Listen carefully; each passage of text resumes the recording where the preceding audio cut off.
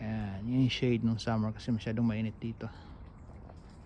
Yung mga, yung mga tinanim ko na puno 5 years ago, malalaki na. Bibigay sa akin ng shade. So importante sa akin yan pagka nagtatanim ako ng mga sensitive sa init na mga halaman, nilalagay ko sa ilalim para hindi masyadong direct sunlight. Ayan, yung aking mga jade tree na cuttings galing dito sa malaking puno, pinapalaki ko. Ayan, wala na rin akong space sa kanila, so pumimigay ko rin lang yan mga bisita kung sinong gusto. Mga trellis ko para sa tomato. Ito yung mother na jade tree. I mean jade plant. Ayan, maliit lang yan dati, lumaki na lumaki kasi lagi kong dinidiligan. Ito yung mga naunang anak ng aloe vera, laki na.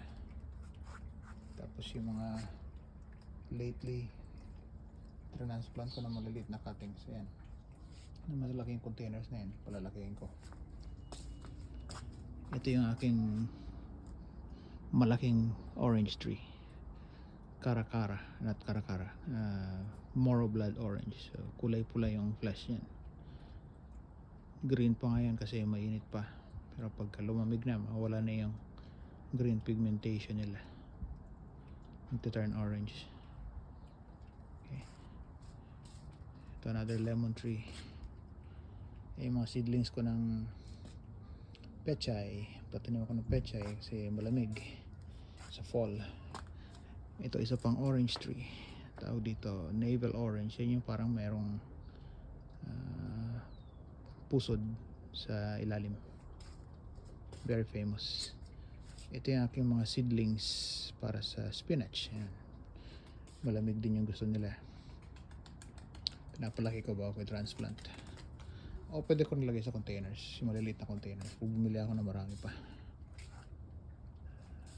Ito another cuttings ng jade plant.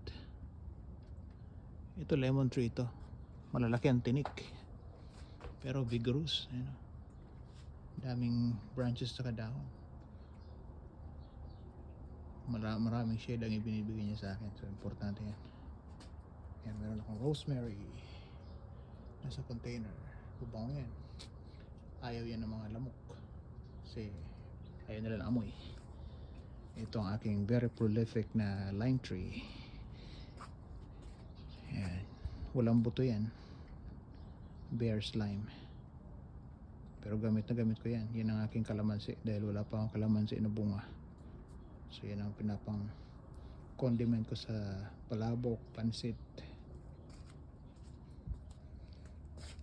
Ito mga seedlings ko sa green peas, tatanim ako para nitrogen fixation sa soil. Ito, nag-experiment ako ng chamomile seeds na galing sa chamomile tea bag. Tignan natin kung tumubo. Yan, sprinkle ko lang dyan, tignan natin kung tumubo. At ito yung pinakamaliit ko na in-ground tree, yung aking Mexican lime. Hindi kasing lalaki ng isang lime tree yung kanyang bunga, but it's a different variety. Tingnan natin kung anong lasa, hindi ko pa nasubukan. Ayan, yung aking Thai basil, bango yan sa mga Asian cuisine. Yung dalawa nasa likod niya na yan, bell peppers, green at saka gold bell peppers.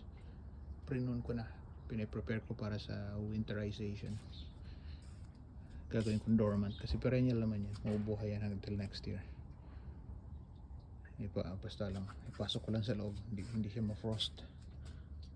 Tutubo yan ulit next year.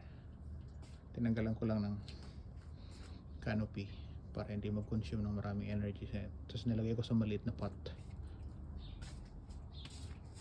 para lang ma-maintain ko yung life ng roots.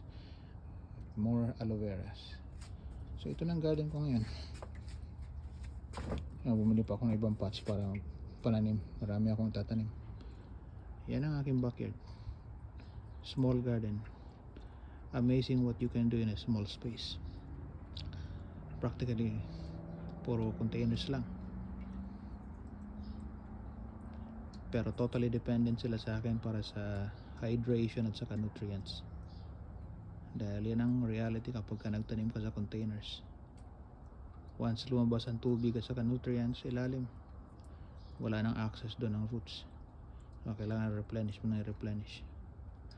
But yan ang that's a price you have to pay for having a small space. Pero ang advantage, madali ko ilipat-lipat, tsaka mas control ko yung condition tsaka environment, kaya suitable siya sa mga annuals, yung laging itinatanim taon-taon. Alright, that's all folks. I hope I gave you an idea or many ideas kung anong pwede nyong gawin sa spaces ninyo. This is my hobby, keeps me at home habang nag-aaral ako ng nursing. Ito ang aking libangan, and nag-set up ako ng office dito. Diyan ako nag-aaral, and kapag gusto ko magpahinga, lumalabas lang ako, and I tend to my garden any time of the day, even at night. Alright, that's all folks.